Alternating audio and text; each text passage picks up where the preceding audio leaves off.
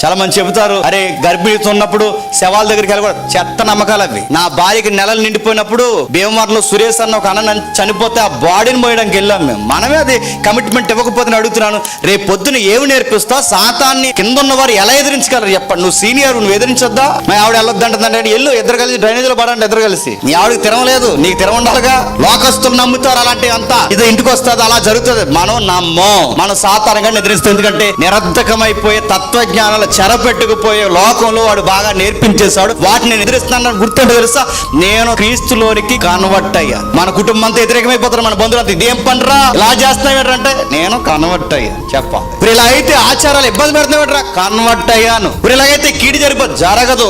మేలు కీడులు ఒక వశం ఉన్నాయి, ఆ వశం ఉన్న వాడిని నేను నమ్ముతున్నాను, ఏమీ జరగదు.